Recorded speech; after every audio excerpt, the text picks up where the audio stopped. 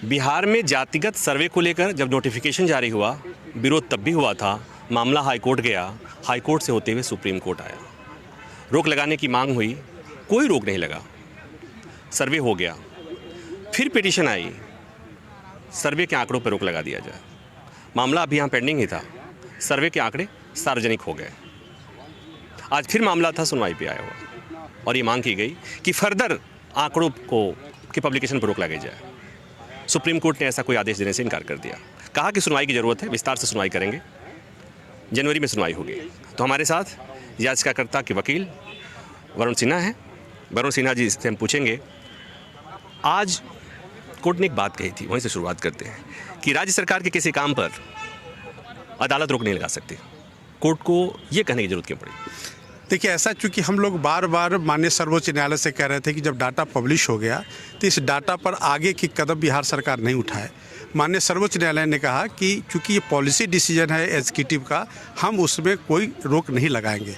लेकिन उसी वक्त माननीय सर्वोच्च न्यायालय ने जब सुनवाई शुरू हुई तो बिहार सरकार के वकील से कहा कि जब मामला लंबित था तो आपको डाटा पब्लिश नहीं करना चाहिए था। ये एक गंभीर प्रश्न था माननीय बेंच का बिहार सरकार से। तो जब आप देखेंगे कि जब मामला लंबित है, संवैधानिक और कानूनी प्रश्न उठाए गए हैं, खासकर बिहार सरकार के अधिकार क्षेत्र का बात उठाया गया है, तो बिहार सरकार को इस तरह के कदम से बचना चाहिए था। जब उन्होंने पब्लिश कर दिया है तो इसको आगे, जब तक मामला 2024 जनवरी में फाइनल सुनवाई के लिए सूचीबद्ध की गई है, तो बिहार सरकार को जनवरी 2024 तक इंतज़ार करना चाहिए। सुप्रीम कोर्ट के फैसले का इंतज़ार उन्हें करना चाहिए और जो भी फैसला आएगा उसके हिसाब से दोनों पार्टी गवर्न होगी। लेकिन एक बात और कि पिछली सुनवाई के दौरान इसी जस्टिस खन्ना साहब ने कहा था कि हमने पब्लिकेशन पे कोई रोक नहीं लगाई। नहीं, बिल्कुल सही बात है, लेकिन तब आपको यह भी देखना चाहिए कि पिछले डेट्स में किसी तरह का नोटिस जारी नहीं किया गया है। आज माननीय सर्वोच्च न्यायालय को लगा कि नहीं, इसमें जो मुद्दे उठाए गए हैं वो मुद्दे विचारणीय हैं और कानूनी हैं, संवैधानिक हैं। लिहाजा आज उन्होंने बिहार सरकार को बाकायदा नोटिस जारी करके 4 सप्ताह के अंदर में सारी याचिकाओं पर जवाब मांगा है। इससे आप समझ सकते हैं कि आज माननीय सर्वोच्च न्यायालय को लगा कि नहीं, जो तथ्य उठाए गए हैं वो गंभीर तथ्य है और उन पर पूरी सुनवाई करके और हमें अंतिम फैसला देना चाहिए। जब सुप्रीम कोर्ट सुनवाई करेगा जनवरी में, तो किन मुद्दों पर सुनवाई करेगा? जो हम लोगों ने, अब तो मुद्दे पब्लिकेशन से रिलेटेड भी होंगे, क्योंकि आज जो माननीय सर्वोच्च न्यायालय ने कहा कि जो डाटा आया है वो डाटा के ब्रेकिंग डाउन और उसकी ट्रांसपेरेंसी, उसकी मेथड और पावर ऑफ स्टेट गवर्नमेंट, यानी कि उनको अधिकार इस डाटा के कलेक्शन का है या नहीं है।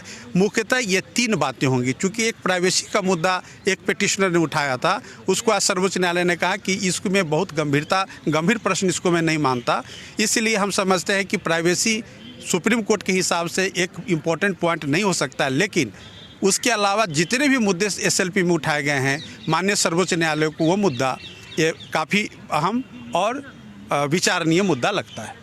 तो जैसा मैंने पहले कहा, जब नोटिफिकेशन जारी हुआ था मामला तभी अदालतों में चला गया था। हाई कोर्ट होते हुए मामला सुप्रीम कोर्ट आया। मामला कोर्ट में लंबित था, सर्वे भी हो गया।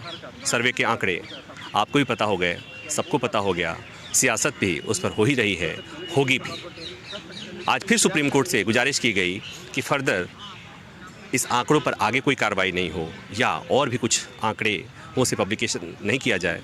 कोर्ट ने कहा राज्य सरकारों के काम पर अदालत दखल नहीं देती, इसलिए कोर्ट ने रोक लगाने से इनकार कर दिया। कैमरामैन संजय के साथ प्रभाकर मिश्रा, न्यूज़ 24 दिल्ली। नमस्कार, मैं हूं मानक गुप्ता। अगर आपको हमारा ये वीडियो पसंद आया हो तो इसे लाइक और शेयर जरूर करें और हाँ, हमें सब्सक्राइब और फॉलो करना ना भूलें ताकि आप देश और दुनिया की कोई खबर मिस ना करें। तो जुड़े रहिए हमारे साथ और देखते रहिए न्यूज़ 24।